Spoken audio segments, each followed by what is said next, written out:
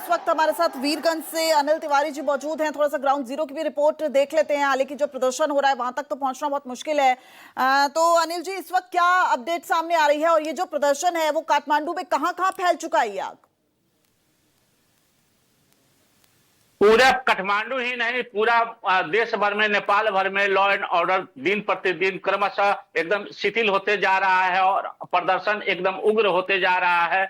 वीरगंज का अभी बात करें तो वीरगंज का घंटाघर पूर्ण रूप से एकदम पूरा पूरा तनाव है और वहां का यहाँ पे एक पुलिस चौकी था, उस पर पूरा प्रदर्शनकारी उसको अपने कब्जा में लेकर के उसको पूरा जला दिए हैं। उसके लगाए थे पूरा मधेश प्रदेश के मुख्यमंत्री का कार्यालय घेराव किया गया है। उसी तरह वीरगंज में संघीय केंद्रीय सरकार के दो मंत्री, एक अजय चौरसिया जो कानून मंत्री थे और दूसरा प्रदीप यादव जो यहाँ के वाटर सप्लाई मिनिस्टर थे, दोनों को घर पे आक्रमण हुआ है और तोड़फोड़ हुआ है। उसी तरह नेपाली कांग्रेस और ए माले के पार्टी कार्यालय जो वीरगंज में था उसको पूर्ण रूप से जला दिया गया है प्रदर्शनकारियों द्वारा। उसी तरह जनकपुर में मुख्यमंत्री का कार्यालय घेराव करके वहां तोड़फोड़ हो रहा है। काठमांडू का अवस्था की बात करें तो काठमांडू में शेर बहादुर के घर को पूरा क्षति पुगाया गया है, प्रदर्शनकारी पूरा घेर करके उसको जलाया है। अभी अभी हम देख रहे थे वहां पर एक ग्रुप जो है वह राष्ट्रपति के जो अपना घर है वहां पर वो ग्रुप मूव किया है और वहां पूरा घेराव हुआ है। स्थिति एकदम तनावपूर्ण है।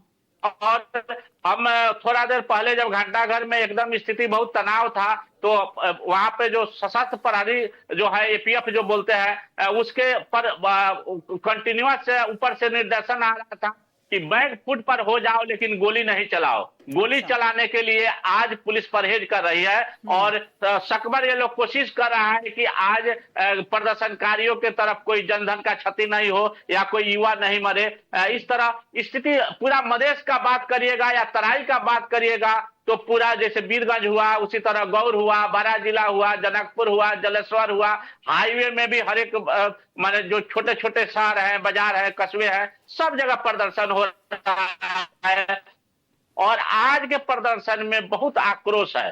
कल का जो प्रदर्शन था वो सिर्फ युवाओं का प्रदर्शन था और वो सामाजिक संजाल को लेकर के था, लेकिन आज का जो प्रदर्शन है वह गवर्नमेंट के विरोध में प्रदर्शन हो रहा है। और पूर्ण रूप से अभी जो सत्ताधारी दल खास करके एमआलए और कांग्रेस के पार्टी कार्यालय और उसके नेताओं को लोग टारगेट कर रहे हैं, उसके घर पर आक्रमण कर रहे हैं, पार्टी कार्यालय जला रहे हैं। उसी तरह जो सत्ता में कुछ मंत्री जो और छोटे दल जैसे मधेसी दल के या नेपाल जसपा पार्टी के जो हम लोग के यहाँ के प्रदीप यादव हैं और भी मंत्री लोग हैं, उनके घर पर भी खोज करके ए माले पार्टी कार्यालय, ए माले के जो केंद्रीय नेता हैं उनके घर पर भी आक्रमण हो रहा है। इस तरह लॉ एंड ऑर्डर का अवस्था दिन प्रतिदिन खराब होते जा रहा है। ठीक है अनिल जी, जरा बने रहिए। एक बार फिर मैं अपने सहयोगी मानव के पास जाना चाहूंगी जो न्यूज रूम से लगातार हमारे साथ बने हुए हैं। मानव, अब ये बताइए, देखिए जिस तरीके से अनिल जी बता रहे हैं, ग्राउंड जीरो पर वो मौजूद भी रहे और उनका ये कहना है कि आज जेनजी नहीं है और भी जो प्रदर्शनकारी है वो इसमें शामिल है। यानी कि शुरुआत तो सोशल मीडिया के बैन से हुई थी, लेकिन अब जो प्रदर्शनकारियों का ये जो कहा जाए आंदोलन है उसकी दशा और दिशा बदलती नजर आ रही है। बिल्कुल दशा दिशा बदल रही है। और अनिल जी जो बात कह रहे हैं इसमें एक चीज में और जोड़ दूं, शेर बहादुर देउवा जो पूर्व प्रधानमंत्री नेपाल के, उनकी पत्नी आरजू राणा इस वक्त उस मंत्रालय में है। और एक चीज यहाँ पर गौर करने वाली ये है कि कल जब प्रदर्शन हो रहा तो उसमें जेनजी से युवा थे 18 से 30 साल के बीच के, लेकिन आज पूरे नेपाल की जनता सड़क पर है। और जो आगजनी हो रही है, जो शेर बहादुर देउवा के घर पर आगजनी हुई, तमाम नेपाली कांग्रेस के नेताओं के घर पर आगजनी हो रही है, तो ऐसे में केपी शर्मा ओली जो प्रधानमंत्री हैं उन पर दबाव ये बन जाता है क्योंकि लगातार जो प्रदर्शन है वो नेपाली कांग्रेस के नेताओं के घर पर हो रहा है। तो ऐसे में दबाव ये बन जाता है कि वो अपना पद छोड़ें। और यही बात अब नेपाली कांग्रेस के नेता इसलिए कर रहे हैं क्योंकि टारगेट जो किया जा रहा है वो नेपाली कांग्रेस के नेताओं को ज्यादा किया जा रहा है। जो सीपीएन यूएमएल जो पार्टी है केपी शर्मा ओली की, उनके नेताओं को कम टारगेट किया जा रहा है। और इसीलिए इस्तीफे अगर आप देखें तो इस्तीफे भी नेपाली कांग्रेस के मंत्रियों के ज्यादा हुए हैं। और कहीं ना कहीं नेपाली कांग्रेस इसीलिए दबाव बना रही है केपी शर्मा ओली पर कि आप भी अपना पद छोड़ दीजिए। और इसीलिए हम लगातार इस बात पर जोर दे रहे हैं कि कल तक ये प्रदर्शन सिर्फ युवाओं का प्रदर्शन था, जनजी उस जनरेशन का प्रदर्शन था जो सोशल मीडिया पर बैन हटाना चाहती थी। सरकार ने बैन को लेकर एक तरीके से कदम पीछे भी किए। कल जब संसद परिसर में घुसने की खबरें आई, तस्वीरें आई, तो सीधा गोली मारने की बात तक कही गई, जिसमें 17 से ज्यादा लोगों की उसमें जान भी गई है। लेकिन आज जो उग्र प्रदर्शन हम देख रहे हैं, तो जो फोर्सेस है, जो नेपाली फोर्सेस हैं, वो उतनी एग्रेसिव नहीं दिखाई दे रही हैं, लेकिन जो प्रदर्शनकारी हैं वो ज्यादा एग्रेसिव हैं कल की तुलना में।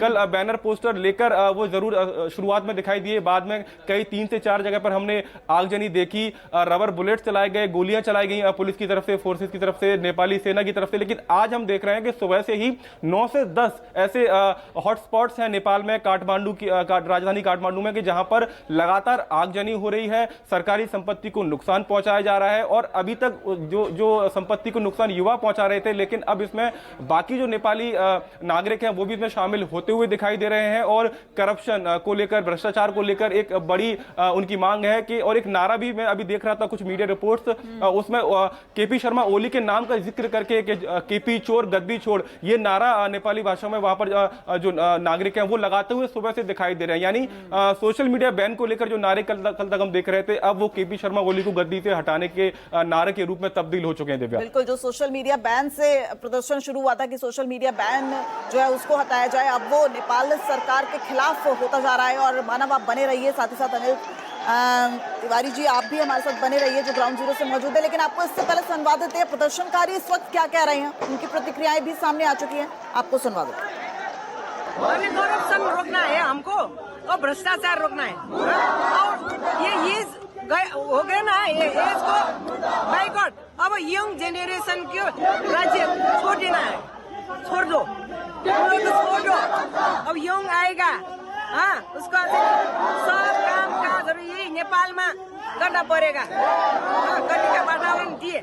ये केपी चोर को हटाने का, केपी चोर छोड़ दो, तो तू छोड़, अब यंग को आने दो, अरे ये जाने विकास होने दो, सब काला बाजार सब हटाई दो। इसको लेकर क्या करेंगे, उसको लेकर अब उसका भी बेटा होगा ना, उसका बेटा है, वो वोट किस लिए, क्यों, वो कौन है, वो जो वोट हुआ ना, वो बच्चा लोग क्या है, क्या वो आतंकवादी है, उसको क्यों पता, राजनीति भी पता नहीं है उसको। जो स्कूल कॉलेज से निकला है, देश के लिए निकला है, देश में अच्छा होगा, देश को अच्छा होगा, इसलिए निकला था। उसको नहीं पता, वो बच्चे लोग को नहीं पता इस तरह से गोली से, वो बच्चे स्टूडेंट है, हमको गोली नहीं लगेगा, हमको कुछ नहीं करेगा, इसलिए आया है।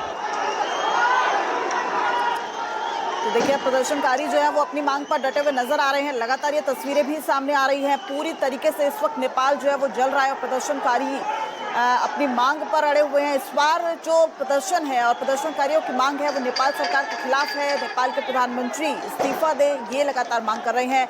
और हमारे दो सहयोगी हमारे साथ लगातार बने हुए हैं, मानव हमारे साथ बने हुए हैं, साथ ही साथ अनिल तिवारी जी हमारे साथ वीरगंज से बने हुए हैं जो हमें ग्राउंड की खबरें भी दे रहे हैं। अनिल जी, मैं आपके पास आना चाहूंगी। प्रदर्शनकारी तो अपनी मांग पर अड़े हुए हैं, लेकिन मैं आपसे अब जानना चाहूंगी, ये जो ओली सरकार के खिलाफ अब प्रदर्शन है, ये सत्ता विरोधी लहर है या सरकार की गलत नीतियां हैं? देखिए, पहले से यहाँ करप्शन जो है दिन प्रतिदिन बढ़ते जा रहा था। लगभग इस करप्शन को लेकर के समय समय पर कभी राजावादी आंदोलन हो या कभी आपको हिंदूवादी आंदोलन हो, यह जो आज का उग्र रूप है इसका कहीं ना कहीं दिखाई पहले से दे रहा था। लेकिन जो खास करके सत्ताधारी लोग हैं या दल के जो नेता लोग हैं, वो लोग में कोई खास सुधार नहीं देखा गया।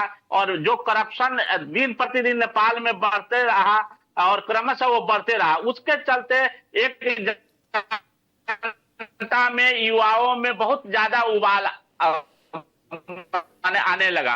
और खास करके यहाँ नेपाल युवाओं बेरोजगारी के तरफ जितना युवा है सब विदेश जा रहे हैं। और बड़े बड़े नेताओं का लड़का है, वो सब अमेरिका ऑस्ट्रेलिया में पढ़ने जा रहे हैं, वहां या नेपाल में है तो फिर वो मीडिएटिंग का काम कर रहे हैं। और नेपाल का जो तंत्र है, सरकारी तंत्र है, टोटली आपको वो फिक्सिंग पर चल रहा था, जिसके चलते कहीं ना कहीं ये नेताओं के प्रति युवाओं का आक्रोश बढ़ते जा रहा था। दूसरा तरफ हम कि नेपाल में एक हावा छोड़ करके कोई वस्तु नहीं है जिस पर ठीक है कर नहीं लगाया गया। अनिल जी, आपको रोकना पड़ रहा है जरा, इस वक्त एक खबर आ रही है। अनिल जी, लौटूंगी आपके पास।